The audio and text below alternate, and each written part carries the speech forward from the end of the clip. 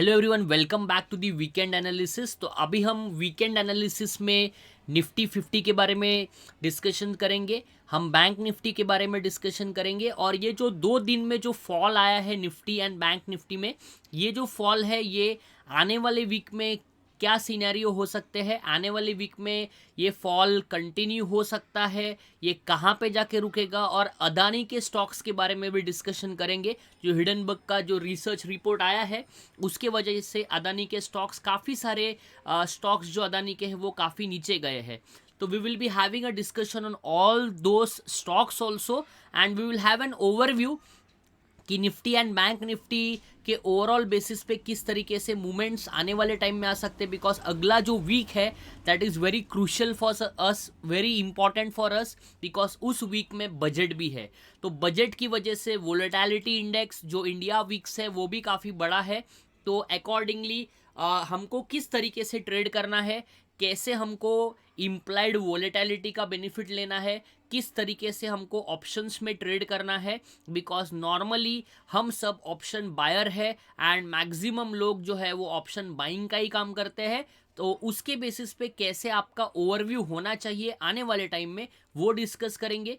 तो आज का वीडियो काफ़ी लर्निंग बेस पे वीडियो होने वाला है, तो लास्ट तक बने रहे, ताकि लास्ट में जब हम अदानी के स्टॉक्स के बारे में डिस्कशन करेंगे जो अभी एक हॉट टॉपिक बन गया है, तो आपको उसके बेसिस पे पता चलेगा कि अदानी के स्टॉक्स में आपको अभी इन्वेस्टमेंट्स करने चाहिए कि नहीं करने चाहिए, और अगर आपने टॉप में अदानी के स्टॉक्स लिए हैं तो फिर क्या करना चाहिए। We will be discussing that. और एक बात बताऊंगा कि हम जो बजट के बाद यूजुअली जो रैली होती है या बजट के बाद जो सेक्टर्स जो रहेंगे 2023 में जो सेक्टर्स चल सकते हैं उसके बारे में भी डिस्कशन करने वाले हैं।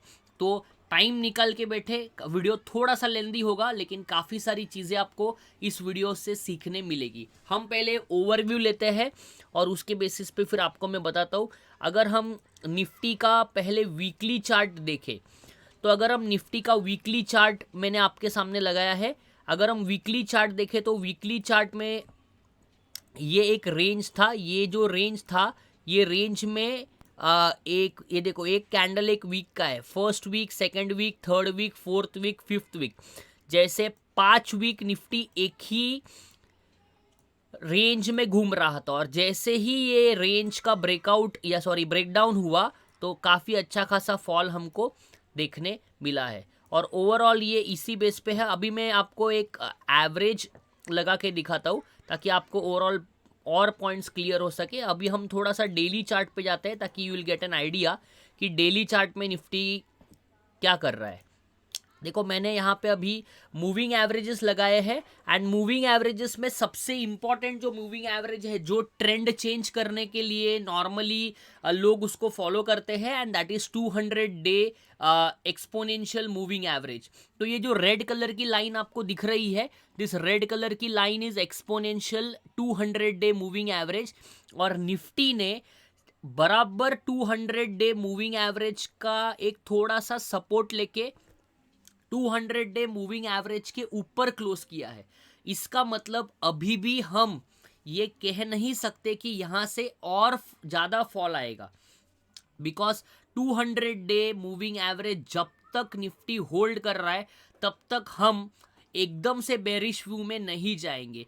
ये जो इतना बड़ा बेरिश व्यू हुआ है, there are an number of reasons for that. बहुत सारे लोग कहेंगे अदानी एक रीज़न है, बट अदानी का ओवरऑल कंट्रीब्यूशन निफ्टी के कंपोनेंट में नहीं है। लेकिन अदानी ने जितना ज़्यादा लोन बैंक से लिया होगा वो बैंक के लिए भी बैंक निफ्टी में लोगों ने सेलिंग प्रेशर ट्रिगर कर दिया, और सेलिंग प्रेशर बैंक निफ्टी जो है वो भी एक कंपोनेंट निफ्टी का ही है। तो इसलिए बैंक निफ्टी गिरना स्टार्ट हो गया, उसके वजह से निफ्टी भी गिर गया। लेकिन निफ्टी में अगर हम देखें तो 200 डे का जो मूविंग एवरेज है उसका सपोर्ट लेके अभी भी निफ्टी 200 डे मूविंग एवरेज के ऊपर ही क्लोज किया है। अगर आने वाले वीक में 200 डे मूविंग एवरेज अगर टूट जाएगा तो फिर प्रॉब्लम अराइज हो सकता है निफ्टी में। तो अगर हम लेवल्स की बात करें तो लेवल्स के लिए आपको क्या याद रखना है, मैं आपको यहाँ पे लिख के दिखाता हूँ ताकि ओवरऑल आपको ये लेवल्स भी पता चले कि एग्जैक्टली निफ्टी में आपको कौन सी लेवल याद रखनी है। यहाँ पे फिलहाल हम डेली चार्ट के ऊपर ही है, और डेली चार्ट की अगर हम बात करें तो ओवरऑल निफ्टी की अगर बात करें तो आपको ये लेवल याद रखनी है 17,780 की लेवल। देखो 17,780 की लेवल आपको याद रखनी है, और 17,550 की जो लेवल है that is 200 days exponential moving average.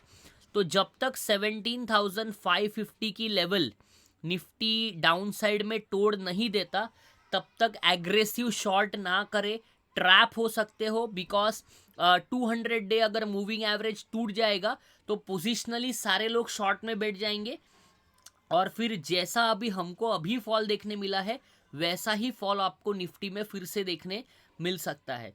तो ओवरऑल अगर देखें तो 17,550 निफ्टी ने रेस्पेक्ट किया है, 17,604 पे क्लोजिंग मिली है, मतलब 200 डे मूविंग एवरेज पे सपोर्ट लेके निफ्टी थोड़ा सा बाउंस बैक तो किया हुआ है।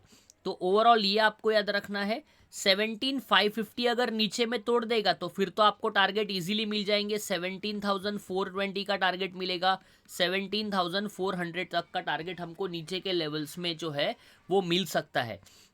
लेकिन तभी शॉर्ट करना है जब 17,550 नीचे के लेवल में जो है वो तोड़ दे।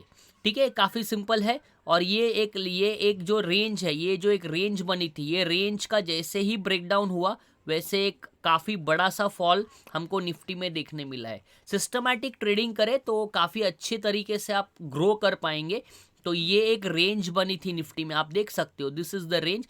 एक एक कैंडल एक एक दिन का है, काफ़ी दिनों से निफ्टी इसी रेंज में चल रहा था। जैसे इस रेंज का ब्रेकडाउन हुआ वैसा निफ्टी सीधा एक ही कैंडल में 200 ईएमए के आसपास गया।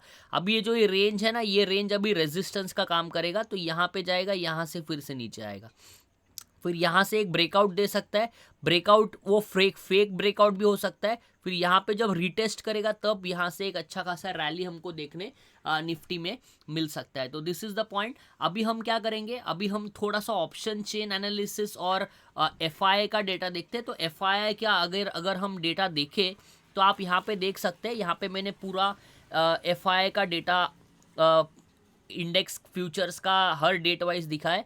तो यहाँ पे अगर हम एफआईआई का डेटा देखें तो एफआईआई क्या कर रहे हैं, एफआईआई यूजुअली बहुत दिन से सेलिंग कर रहे हैं, एफआईआई शॉर्ट पोजीशंस में है, एफआईआईज आर डूइंग सेलिंग। तो अगर हम देखें फ्यूचर इंडेक्स का लॉन्ग का पोजीशन एफआईआई का देखें 27 जनवरी का, तो that is 30,308, and FII long का पोजीशन ये देखे 30,308 है, और एफआईआई का शॉर्ट का पोजीशन देखे तो 88,930 है। तो आप चेक कर सकते हो कि एफआईआई भी शॉर्ट साइड में ही है, एफआईआई बहुत सारे दिन से सेलिंग ही कर रहे हैं, एंड जब तक एफआईआई बाइंग के साइड में या लॉन्ग के साइड में नहीं बैठेंगे तब तक इंडेक्स ऊपर जाने के चांसेस बिल्कुल भी नहीं है। तो थोड़ा हम डिटेल में डिस्कस कर रहे हैं, लेंदी होगा लेकिन काफ़ी ज़्यादा आपको इसमें से सीखने मिलेगा। हम अभी थोड़ा सा एफआईआई डेटा और देखने का ट्राई करते हैं। तो आप देखो एफआईआई की अगर हम यहाँ पे बात करें तो एफआईआई ने कैश मार्केट में टोटल ओवरऑल 6,000 करोर्स का सेलिंग किया है, 5,977 करोर्स का एफआईआई ने सेलिंग किया। 27 जनवरी का डेट आपको यहाँ पे दिख रहा है। एफआईआई ने पूरा सेलिंग किया है, डीआईआई ने 4,000 करोड़ का तो बाइंग किया है, लेकिन एफआईआई ने मैक्सिमम सेलिंग किया है। और इंडिया वोलेटिलिटी इंडेक्स भी आप देख सकते हो, इंडिया वोलेटिलिटी इंडेक्स जिसको हम विक्स के नाम से जानते हैं, तो वो भी डायरेक्टली 2% शूट आउट कर लिया है। और जब भी विक्स बढ़ता है तब मार्केट गिरता है। इसका मतलब क्या है कि विक्स जब बढ़ेगा तो मार्केट में फियर होगा, और अगर मार्केट में फियर होगा तो और गिरेगा। तो अगर विक्स और बढ़ेगा तो मार्केट गिरने के चांसेस और बढ़ जाएंगे, और विक्स जब भी बढ़ता है तो मार्केट में फियर होता है, और फियर होने की वजह से मार्केट क्या होता है, गिरता है। तो ये जो विक्स का कंसेप्ट है वो भी मैंने धीरे से आपको कवर करवा दिया है। आगे की अगर पॉइंट के बारे में हम डिस्कस करें तो ऑप्शन चेन को थोड़ा देखने का ट्राई करते हैं, और ऑप्शन चेन से ओवरऑल एनालाइज करते हैं कि एग्जैक्टली ऑप्शन चेन क्या कहना चाहता है। थोड़ा सा इसको रिफ्रेश कर देता हूँ ताकि ये रिफ्रेश हो रहा है, एंड हाँ, तो ये रिफ्रेश हो चुका है। ऑप्शन चेन की अगर हम बात करें तो मैंने आपको ऑप्शन चेन पढ़ना सिखाया है ऑलरेडी। तो अगर हम ऑप्शन चेन की बात करें तो let us see what is the option chain analysis showing. तो मैंने फिलहाल 2 फरवरी का यहाँ पे डेटा रखा है। तो 2 फरवरी में अगर हम यहाँ पे चेक करें तो यू कैन सी दिस 18,000 पे काफ़ी ज़्यादा कॉल राइटिंग है, 88 लाख कॉन्ट्रैक्ट है। और उसके कंपैरिजन में नीचे के लेवल में लोग ज़्यादा शॉर्ट नहीं कर रहे हैं, मतलब लोग अभी भी डरे हुए हैं। People are not at all convince that they can go for short. तो शॉर्ट ज़्यादा लोग नहीं कर रहे बिकॉज उनको डर इस बात का है कि बजट में अगर कुछ भी चीज़ अगर अच्छी अनाउंसमेंट होती है तो मार्केट में काफ़ी ज़्यादा रैली आ सकती है, इसलिए people are worried about it और मैक्सिमम लोग शॉर्ट नहीं कर रहे। रेंज देखो कितना दूर का है, 18,000 पे कॉल राइटर्स काफ़ी ज़्यादा है और उसके कंपैरिजन से पुट राइटर्स तो फिलहाल 18,000 पे मुझे कम दिख रहे हैं। जितने भी पुट राइटर्स थे वो धीरे धीरे अपनी पोजीशन वाइंड कर रहे हैं। मैं अभी आपको कुछ एक इंटरेस्टिंग चीज़ बताता हूँ, ध्यान से देखना। अभी हम क्या करेंगे, अभी हम मंथली कॉन्ट्रैक्ट एक बार देखते हैं, जो मंथली कॉन्ट्रैक्ट होता है वो एक बार देखते हैं। तो यहाँ पे जाएंगे हम 2 फरवरी का जो डेटा है उस पर क्लिक करते हैं एंड यहाँ पे जाके और यहाँ पे हम 23 फरवरी का डेटा देखते हैं। तो 23 फरवरी को अगर हम देखें तो यू कैन सी दिस, कुछ बातें बहुत इंटरेस्टिंग है जो मैं आपको बताना चाहता हूँ। देखो 17,500 की लेवल आप चेक कर सकते हैं। 17,500 पे 27.9 लाख कॉन्ट्रैक्ट्स है और उसके कंपैरिजन से यहाँ पे पुट साइड सिर्फ 9.7 लाख कॉन्ट्रैक्ट है। तो मैंने आपको ऑलरेडी बताया था कि अगर पुट साइड ज़्यादा लोग बैठे हैं तो that is as a support. तो सपोर्ट का काम करेगा 17,500 की लेवल पे मंथली कॉन्ट्रैक्ट राइट हो चुके हैं ऑलरेडी और थोड़ा सा नीचे जाते हैं ताकि आपको ओवरऑल आइडिया आ जाए कि नीचे जो 18,000 की लेवल पे जो मैंने अभी आपको कॉल राइटिंग ज़्यादा दिखाई है तो वो अगर हम ध्यान से देखें तो 18,000 की लेवल पे क्या दिख रहा है मुझे। 18,000 की लेवल एक बार देख लेते हैं ताकि आपको आइडिया आ जाए। यहाँ से थोड़ा सा नीचे जाते हैं, yes. So you can check this now, ध्यान से, ये इंपॉर्टेंट पॉइंट है। ये अगर एनालिसिस आपको समझ में आ गया तो काफ़ी अच्छे तरीके से आप मार्केट को एनालाइज कर पाएंगे। देखो यहाँ पे 18,000 का स्ट्राइक प्राइस है और 18,000 के स्ट्राइक प्राइस पे 24.9 लैक्स कॉन्ट्रैक्ट कॉल साइड है and this will be acting rise a resistance. तो ये रेजिस्टेंस का काम करेगा। एंड अगर आप पुट साइड देखो तो 28 लाख कॉन्ट्रैक्ट्स है and this will be acting like a support. अब प्रॉब्लम क्या है, देखो प्रॉब्लम ये है कि 18,000 का जो पुट है, 18,000 स्ट्राइक पे जो पुट है मंथली कॉन्ट्रैक्ट मतलब 23 फरवरी, इसमें से ये पुट राइटर्स जो है 28 लाख कॉन्ट्रैक्ट्स है। ये पुट राइटर अभी भी यहाँ से भागे नहीं है बिकॉज ऑलरेडी मार्केट जो है वो ऑलरेडी मार्केट 17,600 के आसपास है। 400 पॉइंट 18,000 से नीचे गया मार्केट, तो ओवरऑल 17,600 से 400 पॉइंट ऑलरेडी ऊपर की स्ट्राइक प्राइस पे पुट राइटर से। आप सोचो इन लोगों को कितना लॉस, अभी इनका एमटीएम जो रहेगा वो कितना लॉस रहेगा। बट देन टू ये लोग भागे नहीं है, मतलब एक तो ये लोग हम कह सकते हैं कि ट्रैप हो चुके हैं, या दूसरा इन लोगों को ऐसा लगता है कि मार्केट जो बजट आएगा, बजट में कुछ ऐसी चीज़ आएगी कि जो ये लोगों को थोड़ा सा इनका लॉस जो है वो कम हो सकता है। मतलब बेसिकली मैं अगर कहूँ तो यहाँ पे ये लोग ट्रैप हो चुके हैं। लेकिन अभी क्या होगा, अभी एक सिचुएशन होगा कि जैसे ही कुछ अच्छा आएगा और एक पुल बैक आएगा ऊपर के लेवल में, जैसे ही एक पुल बैक आएगा ये लोग यहाँ से निकलने का ट्राई करेंगे। मतलब जैसे ही मार्केट ऊपर जाएगा वैसे ही ये लोगों ने जो पुट का पोजीशन किया है इसको ये लोग बाय करेंगे, पुट को बाय करेंगे और बाय करने के बाद सीधा मार्केट नीचे आएगा। इसका मतलब सेल ऑन राइस की स्ट्रैटेजी हम फॉलो कर सकते हैं बिकॉज 23 फेब की अगर बात करें तो 28 lakh contracts are already opened in the monthly contract part. तो 18,000 पे पुट राइटिंग काफ़ी तगड़ा दिख रहा है यहाँ पे, जो एक तो पहले ही ट्रैप हो चुके हैं। वो लोग अभी थोड़ा सा राइस का ट्राई करेंगे कि जैसे मार्केट ऊपर जाएगा वैसे वो लोग फिर से सेलिंग करके मार्केट को नीचे लेके आएंगे। और एफआईआई का तो मैंने आपको ऑलरेडी पोजीशन दिखा दिया कि एफआईआई जो है ऑलरेडी सेलिंग ही कर रहा है। तो अभी थोड़ा सा बैंक निफ्टी देखते हैं। बैंक निफ्टी में भी आपको बता देता हूँ, बैंक निफ्टी की अगर हम बात करें तो let us see what is bank Nifty showing. तो बैंक निफ्टी अगर हम देखें तो बैंक निफ्टी में एक चीज़ आप नोटिस करो, बैंक निफ्टी का अभी जो 200 डे मूविंग एवरेज है वहाँ तक बैंक निफ्टी जो है वो टच नहीं किया है, मतलब अभी भी थोड़ा सा स्पेस बाकी है। बैंक निफ्टी में भी सेम पार्ट देखो इसी रेंज में घूम रहा था, जैसे ही ये रेंज को तोड़ दिया एक बड़ा सा फॉल हमको देखने मिला। तो रेंज का ब्रेकआउट या ब्रेकडाउन आप ट्रेड करके काफ़ी अच्छा पैसा बना सकते हैं। एंड यहाँ पे 200 जो मूविंग एवरेज है, एक्सपोनेंशियल मूविंग एवरेज, वहाँ पे बैंक निफ्टी जो है वो टेस्ट कर सकता है। तो बैंक निफ्टी की अगर हम बात करें तो बैंक निफ्टी ने 100 EMA तो तोड़ दिया है, अभी तक 200 EMA तोड़ा नहीं है, मतलब टेस्ट भी नहीं किया। और निफ्टी ने 200 EMA को टेस्ट करके वहाँ से एक रिजेक्शन मिला है। इसीलिए मैं कह रहा हूँ कि शॉर्ट में अभी भी आप जाओगे तो फंस जाओगे, ट्रैप होने के चांसेस है। जब तक 200 EMA मार्केट नहीं तोड़ेगा तब तक आपको शॉर्ट साइड में ज़्यादा एग्रेसिवली नहीं जाना है, वो ध्यान रखना है।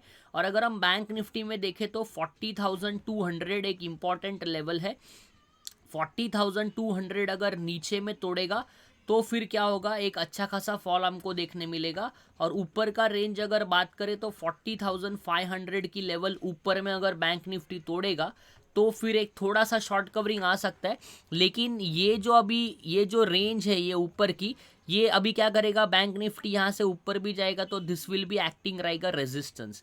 यहाँ पे एक सेलिंग प्रेशर फिर से क्रिएट हो जाएगा, बिकॉज आप सभी को पता है जब एक सपोर्ट टूटता है, जब एक सपोर्ट, ये अगर सपोर्ट है ये अगर टूट जाता है तो अगर ये सपोर्ट ऊपर से टूट गया तो बाद में वो सपोर्ट क्या करेगा, रेजिस्टेंस का काम करेगा। और जब एक रेजिस्टेंस टूटता है तब वो सपोर्ट का काम करता है। काफ़ी डिटेल में बता रहा हूँ, लर्निंग को ध्यान से समझे ताकि ये सारी चीज़ें, ये सारे कंसेप्ट्स आपके क्लियर हो पाए और साइकोलॉजिकली हम एक अच्छा तरीके का ट्रेड ले पाए। तो बैंक निफ्टी में भी आपको मैंने लेवल जो है वो दे दी है। अभी सबसे इम्पॉर्टेंट चीज़ पे आते हैं जिसके लिए आप अभी तक रुके हुए हो, and that is about the Adani stocks. जो अदानी स्टॉक्स जो है वो काफ़ी ज़्यादा गिरे हैं, एक एक दिन में 18% अदानी के स्टॉक्स गिरे हैं। लेट अस एनालाइज नाउ कि अदानी का जो ओवरऑल मैंने जो अदानी ग्रुप के शेयर्स का एक पूरा डिटेल ही बना दिया है। तो let us see how the Adani stocks can perform. तो थोड़ा सा यहाँ पे मैं EMA निकाल देता हूँ ताकि चार्ट थोड़ा क्लीन दिखे। आप यहाँ पे चेक करो अदानी पोर्ट, अदानी पोर्ट जो है ये काफ़ी ज़्यादा इसमें सेलिंग प्रेशर, थोड़ा सा इसमें यहाँ से एक बाइंग प्रेशर आया और ये जाके 596 की लेवल पे जो है वो क्लोज हुआ है। अभी सबसे इम्पॉर्टेंट पॉइंट है, बहुत सारे लोग मुझे कमेंट कर रहे थे कि अदानी का जो ओवरऑल अभी जो ये पोर्ट वाला जो अदानी पोर्ट है वो 700-800 की लेवल में था और आज हमको ये 596 में मिल रहा है, तो क्या हम इसे ले ले। तो बहुत सारे लोग क्या करेंगे, जिन्होंने 800 में लिया है वो अभी 596 में लेंगे और वो ऐसे करते करते एवरेज करने लग जाएंगे। Don't do this. हमेशा एक टेक्निक यूज़ करो कि एवरेजिंग आपको ऊपर के लेवल में करनी है, जिसको पिरामिडिंग कहते हैं। अगर आप एवरेजिंग नीचे के लेवल में करोगे तो आपका पैसा जो है काफ़ी मतलब जगह पे ब्लॉक्ड हो जाएगा। अगर पैसा ब्लॉक हो जाएगा, हम सभी के पास लिमिटेड कैपिटल है, that is why don't do that. सस्ते में मिल रहा है इसलिए और लेना है, ऐसा नहीं है। अभी कुछ लोगों का साइकोलॉजी क्या कहता है कि 596 में मिल रहा है ना, अभी 596 में लेता हूँ, अगले 2 4 5 6 1 साल में तो वो पहुँच जाएगा 800-900 तक। किसने देखा है कि वो 800-900 तक फिर से पहुंच जाए? पहुंच भी सकता है, नहीं भी पहुंच सकता, तो इसके लिए क्यों रिस्क लेने का। तो इसलिए ध्यान रखना। सबसे इंपॉर्टेंट जो पॉइंट है, अदानी एंटरप्राइजेस के बारे में डिस्कस करेंगे। तो देखो अदानी एंटरप्राइजेस की अगर हम बात करें, अदानी पावर है ये, अदानी एंटरप्राइजेस के बारे में डिस्कस करेंगे। सी दिस, अदानी एंटरप्राइजेस का कितना ज़्यादा फॉल हुआ है। 2761 पे ये शेयर आ गया। ये शेयर एक्चुअली अगर हम देखें तो 4000 के ऊपर गया था। So this share went up to 4000 के ऊपर से आज आपको ये 2761 में मिल रहा है। तो अभी कुछ अलग थिंकिंग वाले लोग क्या करेंगे कि 2761 में इसको बाय करेंगे, ये सोच के कि आज नहीं तो कल ये 4000 तक पहुंच जाएगा। आपने देखा है ये 4000 फिर से जाएगा, तो अगर जाएगा तो बहुत अच्छी बात है, फिर आपका फ़ायदा हो जाएगा। लेकिन अगर नहीं गया तो आप फंस जा सकते हो। ऐसा हो सकता है कि यहाँ से और नीचे आ सकता है, या ऐसा हो सकता है यहाँ पे कंसोलिडेट कर सकता है, या फिर ऐसा भी हो सकता है कि यहाँ से ऊपर जा सकता है। तो ध्यान से, काफ़ी इंपॉर्टेंट। ये एक्चुअली इसका एग्जिट कब बनता था, मैंने यहाँ पे रिलेटिव स्ट्रेंथ का मॉडल लगाया है। तो रिलेटिव स्ट्रेंथ में यहाँ पे ऑलरेडी सिग्नल आ चुका है। यहाँ पे इस लेवल पे, मतलब इसी लेवल पे हमको एग्जिट करना था जब ये ओवरऑल 3,500 के भाव पे चल रहा था। तो 3,500 के भाव में हमको अदानी से एग्जिट करना था, ताकि एग्जिट अगर हम 3,500 के भाव में कर देते तो आप सोचते कि 4,000 की चीज़ 3,500 पे एग्जिट की, वैसे ही 500 का लॉस है। लेकिन आज आप देखो 4,000 की चीज़ 2761 में चल रही है। क्या गारंटी ये 2761 से भी नीचे चली जाए। इसलिए मैं फ़िलहाल यही प्रीफर करूँगा कि अदानी के स्टॉक्स में फ़िलहाल आप एंट्री ना करें, एवरेजिंग ना करें, नया एंट्री भी ना करें। यहाँ से हमको कुछ अगर रिवर्सल सिग्नल दिखता है तो हम उसमें ट्रेड करेंगे, फिर ट्रेड करके अच्छा खासा प्रॉफिट कमाएंगे। अदानी के जो स्टॉक्स है basically that stocks are for trading purpose, अच्छा खासा रिटर्न्स बना के देते हैं, लेकिन आपको इसमें सही टाइम पे एंट्री और सही टाइम पे एग्जिट पता होना चाहिए। अभी किसी ने अगर अदानी का स्टॉक लिया है और वो 4,000 तक गया था, लेकिन उसने प्रॉफिट बुक ही नहीं किया है, वो स्क्रीन पे देख रहा था, तो उसका 4,000 का प्रॉफिट आज 2,700 पे आ गया है, और हो सकता है कि उसने 3,000 पे लिया होगा, तो वो ऑलरेडी लॉस पे है। इसीलिए स्टॉक मार्केट में सबसे इंपॉर्टेंट पॉइंट है when to exit. Nobody will tell you when to exit, everyone will tell you buy this share at this price, या हमेशा आपको कहेंगे कि ये स्टॉक ले लो, वो स्टॉक ले लो, लेकिन कोई आपको ये नहीं कहेगा कि ये स्टॉक में से एग्जिट करो। तो आपके पास एक एग्जिट प्लान होना चाहिए, और एग्जिट प्लान को ही हम कहते हैं हमारा एक स्टॉप लॉस होना चाहिए। तो ये आपको ध्यान रखना है। अभी हम बात करेंगे कि 2023 में ऐसे कौन से सेक्टर्स है जिसके ऊपर आपको ध्यान देना चाहिए। तो मैंने 2 सेक्टर्स ऐसे निकाले हैं जो अभी जितना भी मार्केट गिरा है फिर भी वो 2 सेक्टर्स काफ़ी अच्छे चल रहे हैं, एंड वो सेक्टर में मुझे स्ट्रेंथ दिख रही है। तो वो 2 सेक्टर्स के बारे में डिस्कस करेंगे। सबसे पहला जो सेक्टर है दैट इज़ आईटी सेक्टर। तो अभी आप अगर देखो तो आईटी सेक्टर स्ट्रांग है, इसका आरएस भी स्ट्रांग है, आप देख लो, इसका रिलेटिव स्ट्रेंथ भी स्ट्रांग है, और ये सेक्टर ज़्यादा नहीं गिरा है, 29,666 के आसपास है, और ये इसका एक रेजिस्टेंस है। ये अगर रेजिस्टेंस टूट जाएगा तो अभी फ़िलहाल ये कंसोलिडेट करेगा, और जैसे मार्केट रिकवर करेगा ये भी एक ब्रेकआउट दे देगा। तो आईटी सेक्टर फ़िलहाल मुझे स्ट्रांग दिख रहा है। और एक दूसरा सेक्टर जो ओवरऑल मुझे स्ट्रांग दिख रहा है, जिसमें हम एक मूवमेंट देख सकते हैं अगर ये सेक्टर रिकवर करता है। तो देखो सब जूनियर बीनियर सारे सेक्टर गिरे हुए हैं, सारे के सारे सेक्टर में आपको ओवरऑल अगर देखेंगे तो सारे सेक्टर गिरे हुए हैं। देखो प्राइवेट बैंक भी गिरा हुआ है, और ये एक सेक्टर मुझे स्ट्रांग दिख रहा है। तो 2 सेक्टर्स देखो, यहाँ पे भी जो है वो आरएस पॉजिटिव है, यहाँ पे भी आरएस पॉजिटिव है। तो फर्स्ट सेक्टर जो आपको ध्यान रखना है दैट इज़ आईटी सेक्टर। दूसरा सेक्टर जो आपको ध्यान रखना है दैट इज़ ऑटो सेक्टर। इन दोनों सेक्टर में अभी भी स्ट्रेंथ है, मतलब निफ्टी गिर रहा है लेकिन ये 2 सेक्टर्स स्ट्रांग है। अगर निफ्टी रिकवर करेगा तो सबसे पहले जो है यही 2 सेक्टर्स रिकवर करेंगे, और अगर ये 2 सेक्टर्स रिकवर करेंगे तो ये 2 सेक्टर्स के अंदर जो स्टॉक है वो पहले भागेंगे। तो ऐसे आपको ध्यान रखना है कि the sector which are showing strength we will follow that. और अभी फिलहाल मुझे 2023 में ये 2 सेक्टर्स पे हमको ज़्यादा फोकस करना है, बिकॉज ये 2 सेक्टर्स कंपैरेटिवली स्ट्रेंथ दिखा रहे हैं। मतलब मार्केट जब गिर रहा है फिर भी ये सेक्टर में अगर स्ट्रेंथ है, इसका मतलब ये सेक्टर मार्केट को आउट परफॉर्म कर सकते हैं आने वाले टाइम में।